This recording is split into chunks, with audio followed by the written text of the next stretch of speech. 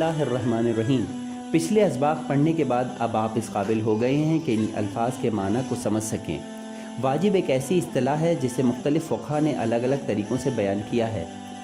یہاں ہم ان تمام اصطلاحات کو بیان کریں گے تاکہ اس کے مطالب و معنی ذہن نشین ہو جائیں۔ واجب عینی، انفرادی، یہ ایسا واجب عمل ہے جس کا بجا لانا ہر مسلمان پر انفرادی طور پر لازم ہے، مثلا جیسے نماز ادا کرنا۔ کسی بھی شخص کی زندگی میں اس کا یہ عمل یعنی واجب نماز وغیرہ کوئی دوسرا انجام نہیں دے سکتا۔ واجب کفائی، اجتماعی، یہ ایسا واجب عمل ہے جو تمام مسلمان برادری پر واجب ہے۔ اگر اس عمل کو کسی ایک شخص نے بھی انجام دے دیا تو پھر باقی برادری پر یہ واجب نہیں رہے گا۔ مثال کے طور پر ایک مردہ مسلمان کا اسلامی طریقے سے دفن ہونا ضروری ہے۔ اس عمل کو انجام دینا تمام مسلمان برادری پر مشترکہ طور پر فرض ہے۔ اگر اس واجب عمل کو کچھ لوگوں نے انجام دے دیا تو باقی افراد پر یہ واجب نہیں رہے گا، لیکن اگر کسی نے بھی اس عمل کو انجام نہ دیا تو وہ مسلمان برادری اللہ تعالیٰ کے سامنے روز محشر خود جواب دہ ہوگی۔ واجب کفائی کی ایک اور مثال یہ ہے کہ کسی شعبے کا کیریئر کے لیے انتخاب کرنا۔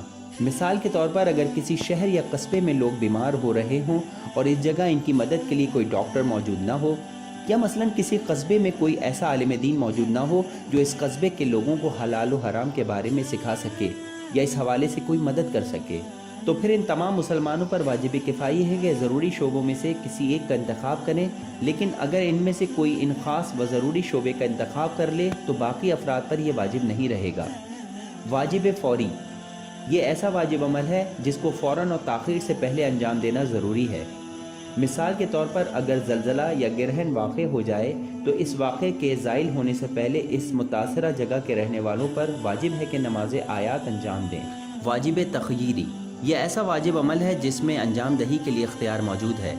مثال کے طور پر کفارہ، رمضان کے مہینے میں اگر کوئی شخص جان بوجھ کر روزہ نہ رکھے تو اس پر کفارہ ادا کرنا واجب ہے، اور اس میں اسے اختیار حاصل ہے کہ وہ 60 فقیروں کو پیٹ بھر کر کھانا کھلائے یا ہر فقیر کو ایک مطعم ادا کرے، 60 دن کے روزے رکھے یا ایک غلام آزاد کرے۔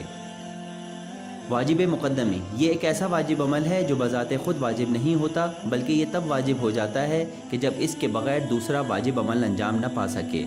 مثال کے طور پر وضو بذات خود واجب نہیں ہے، لیکن نماز پڑھنے کے لیے وضو کرنا ضروری ہے، اس لیے جب نماز کا وقت ہو جائے تو وضو واجب ہو جاتا ہے، لہٰذا وضو واجب مقدمی کہلائے گا۔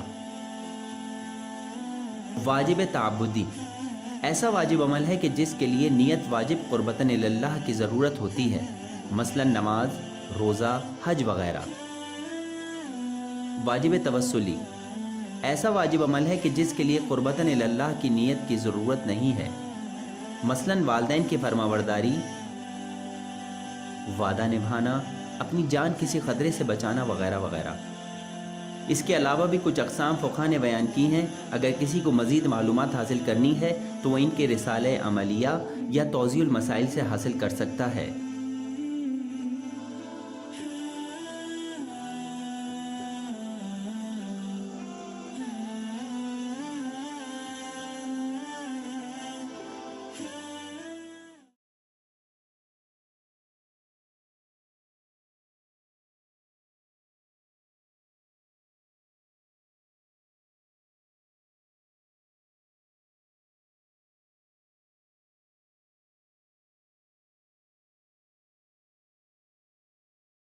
واجب کفائی،